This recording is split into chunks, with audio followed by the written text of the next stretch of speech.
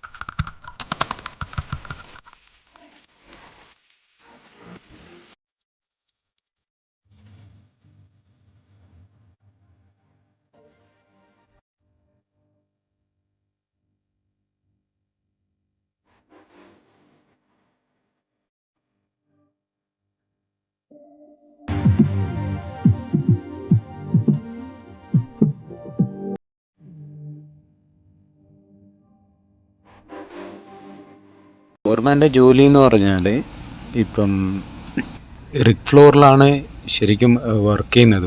Rig floor എന്ന് പറയുന്ന ഒരു പ്ലാറ്റ്ഫോമാണ്.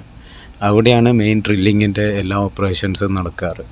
അപ്പം അവിടെ ഞങ്ങൾക്കിപ്പം ഡ്രില്ല് ചെയ്യുന്നതിൻ്റെ പൈപ്പ് റാക്ക് ചെയ്യാനുണ്ടാവും, പിന്നെ അതിൻ്റെ ടൂൾസ് അറേഞ്ച് ചെയ്യാനുണ്ടാവും.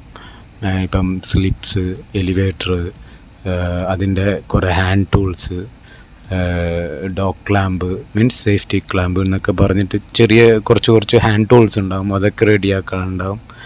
പിന്നെ മെയിൻ ഓപ്പറേഷൻസ് അവിടെ റിഗ് ഫ്ലോറിൽ മെയിൻ എന്ന് പറഞ്ഞാൽ ട്രിപ്പിംഗ് എന്ന് പറയുന്ന ഓപ്പറേഷനാണ്. ട്രിപ്പിംഗ് എന്ന് പറയുന്ന ഓപ്പറേഷൻ ഇത് റണ്ണിങ് ഇൻ ഹോൾ എന്ന് പറയുന്നത് മീൻസ് പൈപ്പ് ഡ്രില്ല് ചെയ്യാൻ വേണ്ടിയിട്ട് കുഴിയിലേക്ക് റൺ ചെയ്യിക്കുന്നതും അതേപോലെ തന്നെ അത് തിരിച്ച് പുൾ ഔട്ട് ചെയ്യുന്നതും, ഇത് രണ്ടിനും ട്രിപ്പിംഗ് എന്ന് പറയും. ഇതാണ് മെയിൻ ഓപ്പറേഷൻസ്. മീൻസ് അതിൻ്റെ ഇടയിൽ നടക്കുന്ന ഡ്രില്ലിങ്, പിന്നെ ഡയറക്ഷനായിട്ട് പോകുന്ന ഡ്രില്ലിങ്, അതൊക്കെ അതിൻ്റെ ഭാഗമാണ്. ഓക്കെ, ഇത് ട്രിപ്പിംഗ് ചെയ്യും, പിന്നെ ഡ്രില്ല് ചെയ്യും, പിന്നെ പുൾ ഔട്ട് ചെയ്യും. മീൻസ് റണ്ണിങ് ചെയ്യും, ഡ്രില്ല് ചെയ്യും, പുൾ ഔട്ട് ചെയ്യും. ഇതാണ് ഇതിൻ്റെ മെയിൻ ഓപ്പറേഷൻ. പിന്നെ ബാക്കിയുള്ളത് ഇപ്പം ഓരോ ക്ലയൻറ്റിൻ്റെ റിക്വയർമെൻറ്റിനനുസരിച്ച് നമ്മൾ അതിനനുസരിച്ച് ഡ്രിൽ ചെയ്ത് കൊടുക്കണം. മീൻസ് ക്ലയൻറ്റ് എന്ന് പറഞ്ഞു കഴിഞ്ഞാൽ ഇപ്പം എക്സാമ്പിൾ UAE അഡ്നോക്ക്, സൗദിയിലാണെങ്കിൽ അറാംകോ, കുവൈറ്റിലാണെങ്കിൽ KOC, ഇതൊക്കെയാണ് ക്ലയൻറ്റ്സ്. അത് ഇന്ത്യയിൽ ONGC ആണ് ക്ലയൻറ്റ്.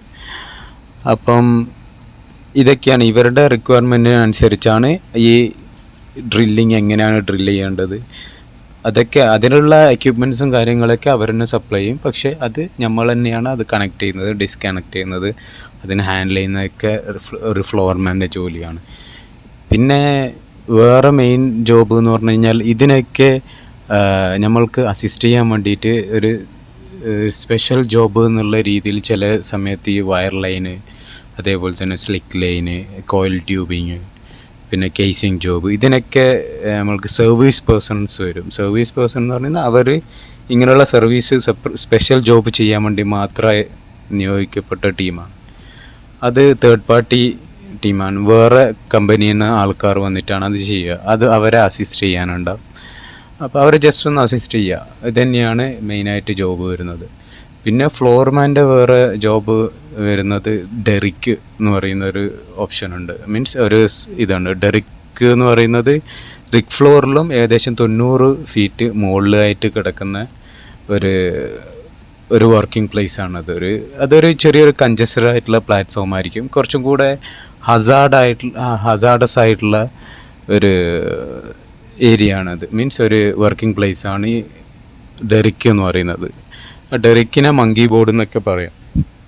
അപ്പോൾ ഇതാണ് മെയിനായിട്ട് ഫ്ലോർമാൻ്റെ ജോലി.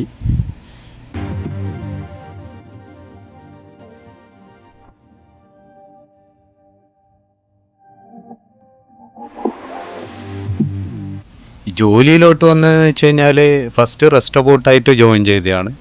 റെസ്റ്റ് അബൌട്ടായിട്ട് ജോയിൻ ചെയ്യുന്നതെന്ന് പറയുമ്പോൾ റെസ്റ്റ് അബൌട്ട് എന്ന് പറയുന്നത് പണി പഠിക്കുന്ന ആളാണ്.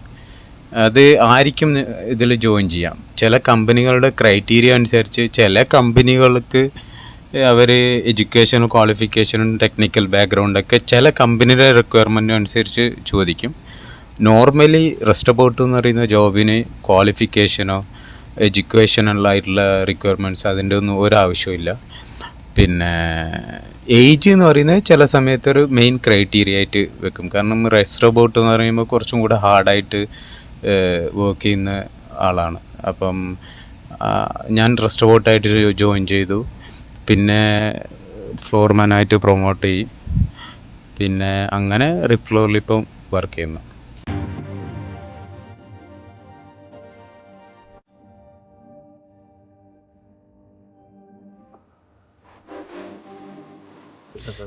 പുതിയൊരാൾക്ക് ഡയറക്റ്റായിട്ട് ഫ്ലോർമാനായിട്ട് ജോലി കിട്ടുക എന്നുള്ളത് വളരെ വളരെ ചാൻസസ് കുറവാണ്. അങ്ങനെ കിട്ടണം തന്നെ അവൻ അത്രയും ഒരു ക്വാളിഫൈഡ് ആയിരിക്കണം. മീൻസ് അത്രയും നോളജ് അവൻ അതിലുണ്ടാവും. പക്ഷെ എന്നാലും പുതിയ ഒരാളെ റിക് ഫ്ലോറിലേക്ക് ഒന്ന് എൻട്രി ചെയ്യിക്കുക എന്നുള്ളത് അത്രയും റിസ്ക് ഒരു കമ്പനി എടുക്കാറില്ല നോർമലി. അറ്റ്ലീസ്റ്റ് ഒരു 1 വീക്കോ അല്ലെങ്കിൽ 1 മന്തോ റെസ്റ്റ് ബോട്ടിൽ ജോലി ചെയ്തിട്ട് അവൻ്റെ പെർഫോമൻസ് എന്താണ്, അവനക്ക് എത്രത്തോളം ക്വിക്കായിട്ട് ചില കാര്യങ്ങൾ ഗ്രാസ്പ് ചെയ്ത് ക്യാച്ച് ചെയ്ത് ചെയ്യാൻ പറ്റും, അതിനൊക്കെ അനുസരിച്ച് അവൻ്റെ ഫ്ലോറിലോട്ടുള്ള ഫ്ലോർമാനായിട്ടുള്ള ജോലി എളുപ്പമാവും. അത് റെസ്റ്റ് ബോട്ട് എന്ന് പറയുന്നത് അത്രയും സ്മാർട്ടായി ജോലി ചെയ്താൽ മാത്രമേ ഫ്ലോറിലേക്ക് പോകാൻ പറ്റുള്ളൂ. പിന്നെ റെസ്റ്റ് ബോട്ടിൻ്റെ ജോലി കിട്ടുക എന്നുള്ളത് അത് നോർമലി എല്ലാ ആൾക്കാരുടെ മീൻസ് എല്ലാ പ്രമുഖ വെബ്സൈറ്റുകൾ, ഇൻഡീഡ് അങ്ങനെയുള്ള പല വെബ്സൈറ്റുകളിലും ഇതിൻ്റെ വേക്കൻസീസ് അവൈലബിൾ ആയിരിക്കും. അപ്പോൾ അതൊക്കെ സെർച്ച് ചെയ്ത്, പിന്നെ ഇതിൽ ഒരുപാട് സ്കാംസ് നടക്കുന്നുണ്ട്.